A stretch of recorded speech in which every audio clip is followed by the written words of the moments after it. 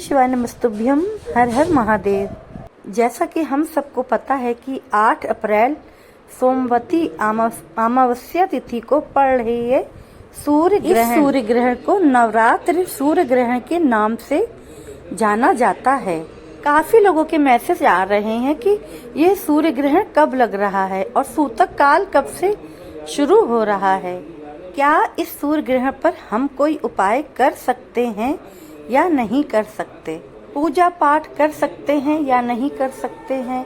कौन सी राशि पर इसका ज्यादा असर पड़ेगा या नहीं पड़ेगा? महिलाओं को कौन सी चीजों का ज्यादा ध्यान देना है और फिर गर्भवती स्त्री को ज्यादा ध्यान देना है और क्या क्या बातें ध्यान में रखनी है? क्या सूर्य ग्रहण से पहले स्नान करना या फिर बाद में स्नान करना जरूरी है?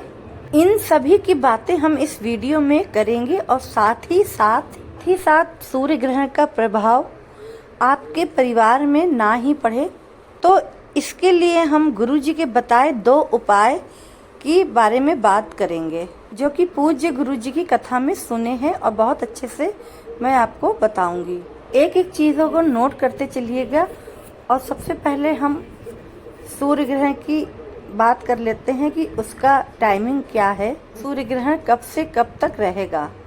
सूर्य ग्रहण लग रहा है 8 अप्रैल को रात्रि में 9:12 पर लग रहा है और ये जो सूर्य ग्रहण है रात्रि में 2:22 पे खत्म हो जाएगा। आप ये मान के चलिए कि 5 घंटे का सूर्य ग्रहण का यह टाइम है। लेकिन एक चीज का और भी ध्यान देना है।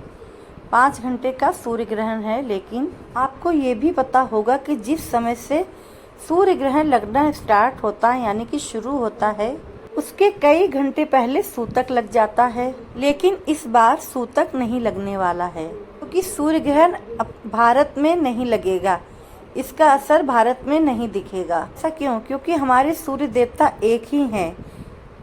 ऐसा थोड़ी ना है कि इंडिया में सूर्य देवता अलग निकलेंगे और ऑस्ट्रेलिया में अलग निकलेंगे और अमेरिका में अलग निकलेंगे, जर्मनी में अलग निकलेंगे। सूर्य देवता एक ही हैं। क्योंकि उनको जो ग्रहण लगा है अमेरिका में तब भी ग्रहण लगेगा, और अगर भारत में लगा है तब भी उनको ग्रहण लगेगा। अगर ऑस्ट्रेलिया में ग्रहण लगा है तो सब जगह मतलब उनका ग्रहण रहेगा, सब जगह ग्रहण लगेगा। इसका मतलब कि हम लोगों को सूतक काल मानना चाहिए। पंडित जी और बहुत सारे विद्वानों ने कहा कि इंडिया में नहीं है सूर्य ग्रहण, इसलिए सूतक नहीं माना जाएगा, इसलिए उसका असर भारत में नहीं दिखाई पड़ेगा।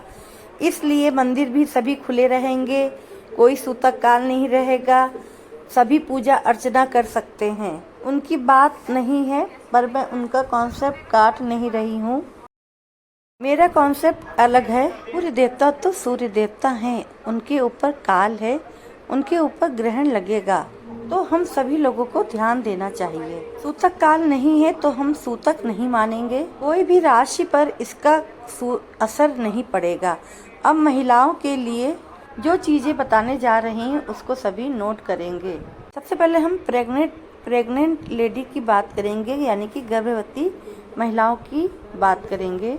उसके बाद में नॉर्मल लेडीज की बात करेंगे। देखिए, जो भी गर्भवती महिलाएं हैं एक चीज का ध्यान जरूर रखेंगी। गर्भवती स्त्री को यह काम करना है कि सूर्य ग्रहण जितना भी समय रहेगा, यानी कि 5 घंटे रहेगा, तो 5 घंटे तक उनको सोना नहीं है। लेट सकती हैं, बैठ सकती हैं, आराम जितना भी चाहे करें, लेकिन सोना नहीं है, सो नहीं सकती हैं आप। लेडीज को, गर्भवती स्त्री को ये सब बातें ध्यान में रखना है कि उनको सोना नहीं चाहिए ग्रहण के समय। और जो नॉर्मल लेडीज हैं, यानी कि जो नॉर्मल महिलाएं हैं जो गर्भवती नहीं है, तो वह सो सकती हैं क्योंकि सूतक काल नहीं है। बस एक बात आपको ध्यान में रखनी है, अब चाहे वो नॉर्मल महिला हो या फिर गर्भवती महिला हो, दोनों को ये बातें ध्यान में रखना है कि आपको अपने हाथों से ग्रहण के समय कोई भी चीज़ आपको चाकू से या धार वाली चीज़ से काटनी नहीं चाहिए। को कोई फल इत्यादि या फिर सब्जी वगैरह कुछ भी आपको काटना नहीं है, या फिर कोई सिलाई वगैरह करना हो तो वो नहीं करना है, ना ही कैंची का उपयोग करना है। अब बात करते हैं खाने पीने की, यानी कि सूर्य ग्रहण 9:12 से लग रहा है, तो उससे 9:12 से पहले ही आप और आपका परिवार पूरे परिवार को खाना खा लेना चाहिए। ग्रहण के समय भोजन नहीं करना चाहिए। अब कुछ चीज़ें हम मान सकते हैं।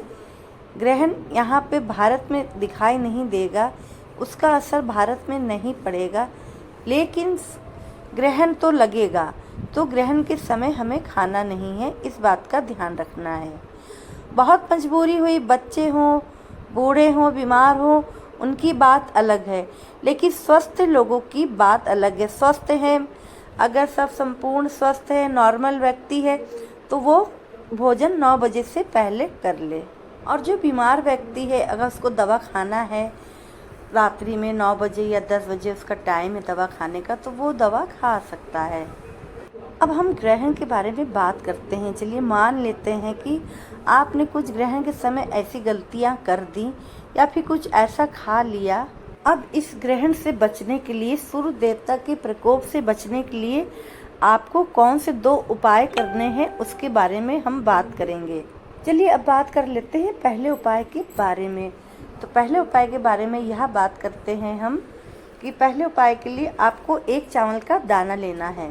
एक ही चावल का दाना लेना है और वो भी अखंडित, खंडित ना हो दोस्तों। चावल का दाना टूटा ना हो, पूरा साबुत हो। और साथ में आपको 1 बेलपत्र लेनी है। बेलपत्र आप पहले से ही रख सकते हैं अपने पास। और बेलपत्र कटी फटी ना हो, उसमें दागी ना हो, छिद्र आदि ना हो, और पीछे जो डंडी में जो ठूट निकली होती है वो भी ना हो। अगर हो तो उस डंडी के भाग को तोड़ दीजिए। और एक तांबे के पात्र में आपको जल भर लेना है। जल आपको अपने रसोई घर से लेना है और उस जल में आपको 2 बूंदे 3 बूंदे जो है गंगा जल की मिला लेनी है। अगर गंगा जल नहीं है, अगर कोई भी पवित्र नदी का आपके पास जल है तो वह मिला सकते हैं। और जल का लोटा और 1 चावल का दाना और 1 बेलपत्र लेकर आपको पहुंच जाना है शिवालय। शिवालय में शिवलिंग के पास आपको उत्तर दिशा की तरफ मुख करके, यानी कि दक्षिण दिशा की तरफ आपको बैठना है। शिवलिंग के पास बैठकर आपको सबसे पहले ये काम करना है कि आपके घर में जो भी प्रॉब्लम चल रही है, तो उस प्रॉब्लम को कहते हुए आपको महादेव से श्री शिवाय नमस्तुभ्यं का जप करते हुए आपको वह चावल का दाना वहाँ पर शिवलिंग के ऊपर समर्पित कर देना है। चावल के दाने को समर्पित करने के बाद आपके पास जो बेलपत्र है, उस बेलपत्र को उस चावल के दाने के ऊपर समर्पित करेंगे और चंद्रमौली भगवान का नाम लेके, चंद्रमौली महादेव का स्मरण करते हुए चावल के दाने के ऊपर बेलपत्र आपको चढ़ा देना है।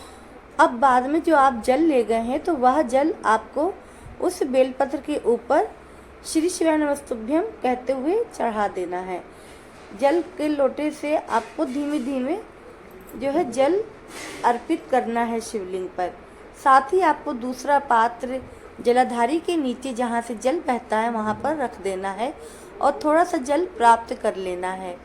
और वापस आके इसी सूर्य ग्रहण के रहते आपको अपने घर वापस आना है और अपने पूरे घर में बाथरूम टॉयलेट को छोड़कर, वॉशरूम को छोड़कर आपको हर कमरे में, किचन में, आंगन में, छत पर, सब जगह आपको जल का छिड़काव करना है। अगर आपने यह उपाय अपने जो है धर्म के साथ और आस्था के साथ, विश्वास के साथ सही ढंग से अगर आपने यह उपाय कर लिया, तो आपके परिवार में कोई भी नुकसान नहीं होगा और ना ही ग्रहण का असर पड़ेगा।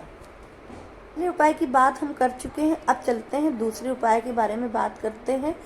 दूसरा उपाय भी आपको बेलपत्र से करना है और वह भी इसी ग्रहण के चलते आपको यह उपाय करना है। यह उपाय ग्रहण में मनोकामना पूरी होने का उपाय है। करना क्या है, आपको 3 बेलपत्र लेनी है। अब आपको थोड़ा सा लाल चंदन लेना है और लाल चंदन की बिंदियां आपको बेलपत्र की तीनों पत्ती पे लगानी है। फिर आपको एक तांबे के पात्र में जल भर लेना है और जल को लेकर तांबे के पात्र में भरा जल जो है पात्र भरा है जल से, उसको लेकर और 3 बेलपत्र को लेकर आपको शिवालय पहुंच जाना है और आपको बैठना है दक्षिण दिशा की तरफ, यानी कि फेस आपका उत्तर दिशा की तरफ होना चाहिए। और जैसे कि हम सबको पता है कि शिवलिंग पर पूरा परिवार, बाबा का, महादेव जी का पूरा परिवार बैठता है, मतलब पूरा परिवार विराजमान रहता है। पहली बेलपत्र आपको माता अशोक सुंदरी के स्थान पर रखनी है और जहाँ से जल नीचे की ओर बहता है, गणेश जी और कार्तिकेय जी का स्थान है, उसके बीच में जो मोटी सी लाइन जो बनी होती है और सर्प की आकृति में जो बनी रहती है, वो अशोक सुंदरी माता का स्थान है। तो उस स्थान पर आपको बेलपत्र रखनी है और बेलपत्र की बीच वाली पत्ती का मुख्य शिवलिंग की तरफ होना चाहिए।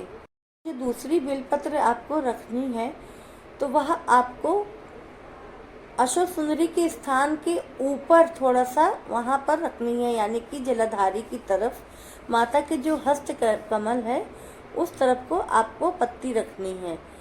यानी कि पत्ती का जो मुख होगा, डंडी का मुख जो होगा वो शिवलिंग की तरफ होगा, टच करता हुआ, इस तरह से आपको रखनी है।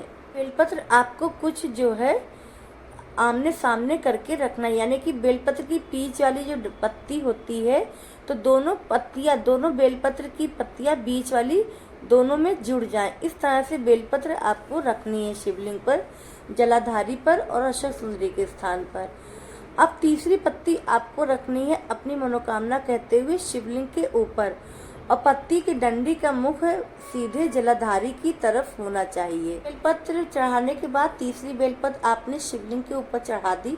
उसके बाद जो आपके पास जल का पात्र है तो वह अपनी मनोकामना कहते हुए श्री शिवाय नमस्तुभ्यम का जाप करते हुए आपको शिवलिंग के ऊपर जल चढ़ाना है। यानी कि सबसे पहले आपको आधा कलश का जल अशोक सुंदरी के स्थान के ऊपर जो आपने बेलपत्र चढ़ाई है उसके ऊपर आपको कलश का आधा जल चढ़ाना है और फिर बचा हुआ जितना भी जल है वह आपको शिवलिंग के ऊपर चढ़ा देना है श्री शिवाय नमस्तुभ्यम कहते हुए और अपनी मनोकामना करते हुए। यह उपाय आपको सोमवार के दिन करना है, यानी कि कल सोमवार को अमावस्या तिथि पड़ रही, इस दिन ये उपाय आपको करना है प्रदोष काल के समय। और यकीन मानिए दोस्तों, यह उपाय आपने अगर सोमवती अमावस्या यानी कि सूर्य ग्रहण के दिन आपने यह उपाय कर लिया तो आपकी बरसों पुरानी मनोकामना जो रह गई होगी अधूरी, जो कभी पूरी नहीं होगी और पुरानी होगी, तो आपने कभी से चली आ रही मनोकामना, आपकी यह मनोकामना इस दिन अगर आप कर लेंगे तो वह मनोकामना आपकी पूरी हो जाएगी। और दोस्तों, वीडियो अगर पसंद आया तो प्लीज़ लाइक कर दीजिएगा और कमेंट में श्री शिवाय नमस्तुभ्यम या हर हर महादेव जरूर टाइप करें। मिलते हैं फिर नेक्स्ट वीडियो में नए उपाय के साथ, नई जानकारी के साथ। तब तक के लिए श्री शिवाय नमस्तुभ्यम, हर हर महादेव शंभू।